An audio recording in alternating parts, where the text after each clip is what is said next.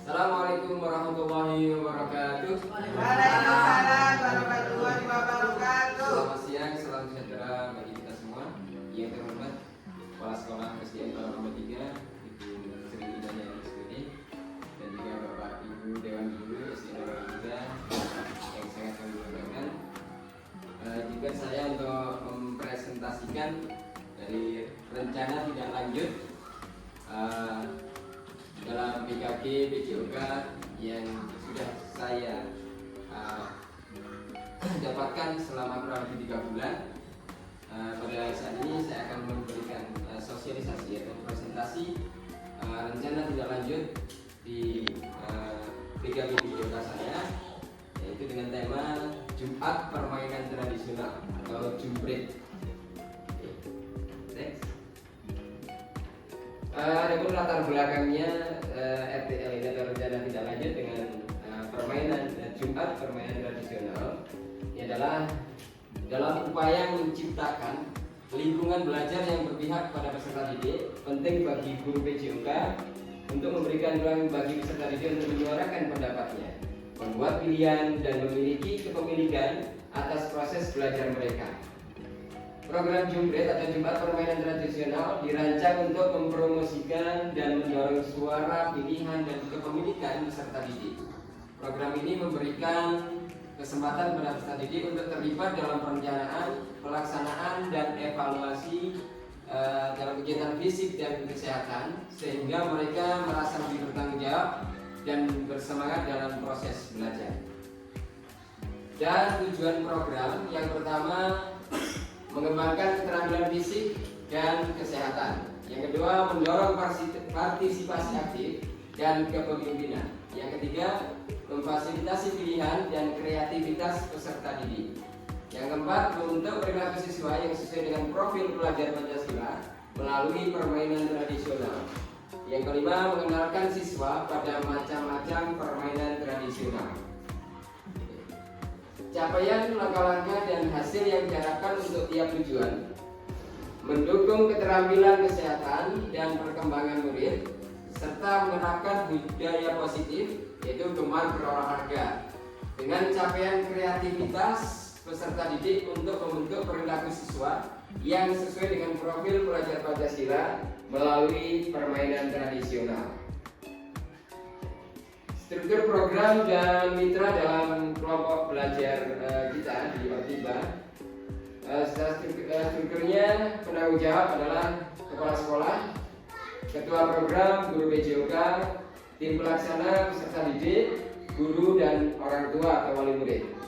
Kemudian kegiatan rutin, aktivitas permainan tradisional sesuai dengan jadwal yang ditentukan.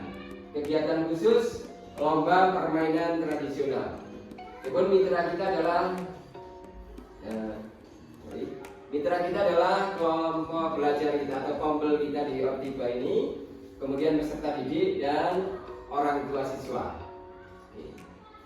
Lini masa program Jumat Permainan Tradisional. Tahap yang pertama, konsultasi bersama kepala sekolah terkait program Jumprit. Kemudian yang kedua, melakukan sosialisasi dengan rekan sejawat terkait program Jumprit. Kemudian berdiskusi dengan peserta didik terkait voice, choice, dan ownership, yaitu siswa kita libatkan langsung baik dari perencanaannya, dia punya tanggung jawab, kemudian juga punya peran secara langsung siswa itu untuk dalam proses pembelajaran. Jadi secara fisik, kognitifnya, emosionalnya itu kita diskusikan dengan peserta didik.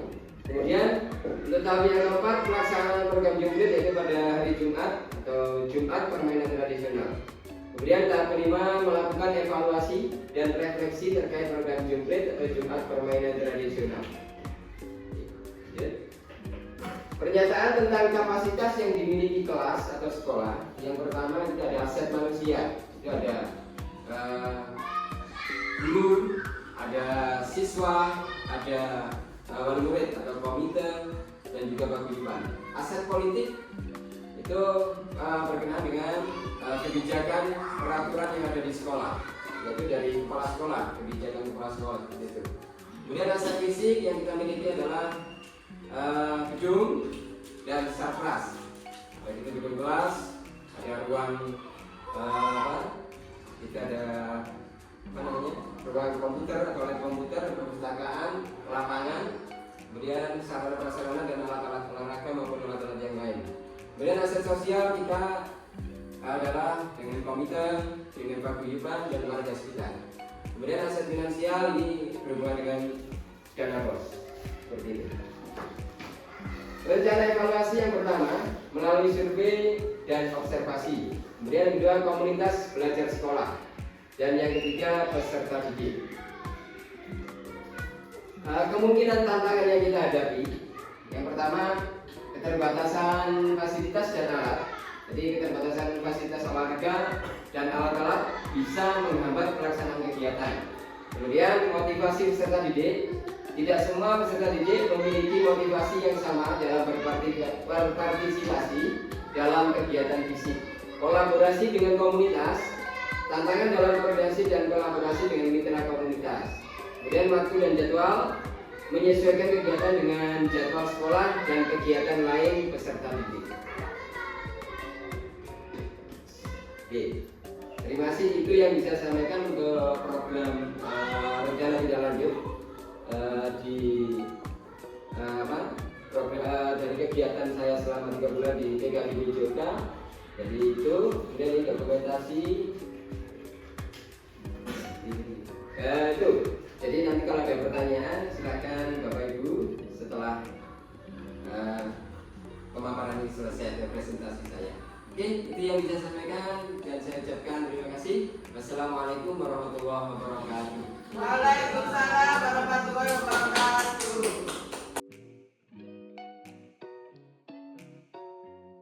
Assalamualaikum warahmatullahi wabarakatuh.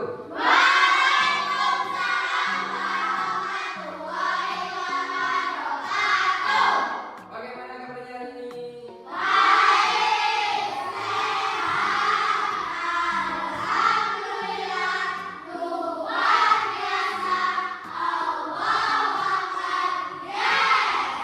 Tepuk tangannya dulu dong. Baik, alhamdulillah anak semuanya yang sangat saya cintai semuanya tanpa terkecuali.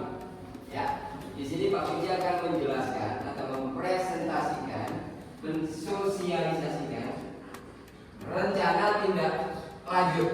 Ya, ini dari Pak Puji mengikuti kegiatan PKGB Joka yang sudah saya lakukan selama kurang lebih 3 bulan.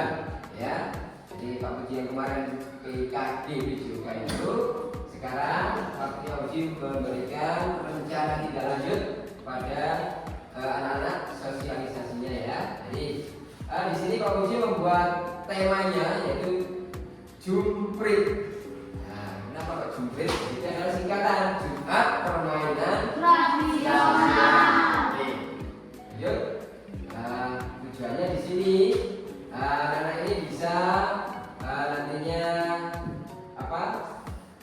berperan aktif ya. Jadi anak berperan aktif di situ. Jadi anak bisa menyuarakan pendapatnya, membuat pilihan, kemudian memiliki waktu kita belajar bersama itu merasa memiliki punya tanggung jawab. Ya, jadi bukan hanya nanti Pak Puji saja. Jadi anak-anak terlibat langsung. Nanti ada yang jadi panitianya siapa waktu kegiatan kita, siapa yang jadi atletnya seperti itu ya. Oke, lanjut. Kemudian tujuannya seperti apa? Di sini mengembangkan keterampilan fisik dan kesehatan.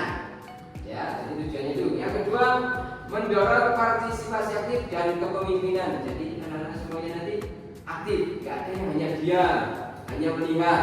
Tidak, semuanya nanti punya peran masing-masing.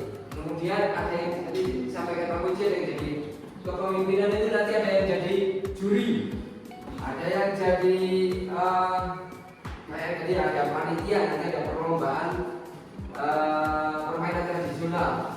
Siapa pesertanya? Itu ada jurinya, ada yang bagian pencatat nanti hasil pertandingan, semuanya nanti akan terlibat. Siapa yang jadi ketua panitianya? Seperti itu. Kemudian yang ketiga, memfasilitasi pilihan dan kreativitas peserta didik. Jadi anak-anak nanti, Pak, kalau lomba seperti ini bagaimana Pak? Boleh. Pak, lomba ini saja.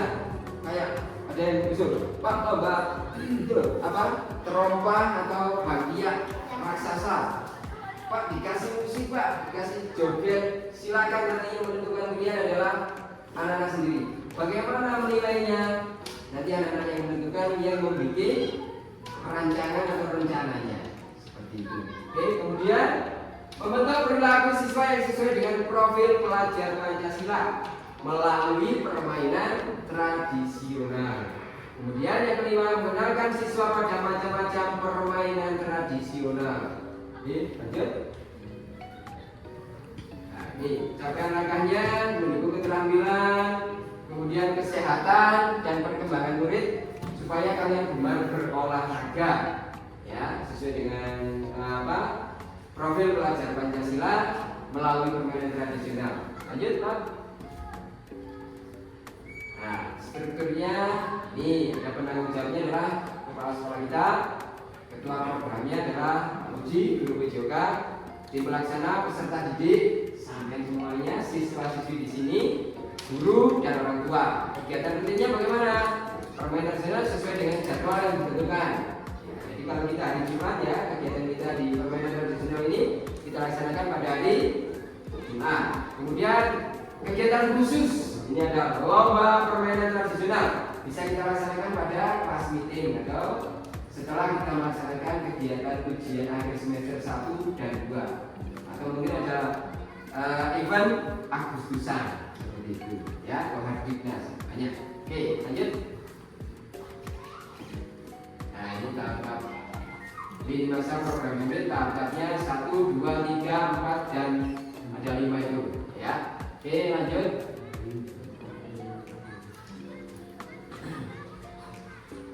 Kemudian pernyataan tentang kapasitas yang dimiliki kelas sekolah. Ada aset manusia, politik, aset fisik, aset sosial, dan finansial. Aset manusia itu siapa? Kita, guru, orang tua. Politik adalah peraturan yang ada di sekolah. Aset fisik, ya, gedung ini, kemudian alat-alat olahraga kita, bangunan, sarana prasarana. Aset sosial siapa? Orang tua atau wali murid. Ya. Aset finansial berhubungan dengan apa? Uang. Jadi ada dana bos dan sebagainya. Oke, lanjut.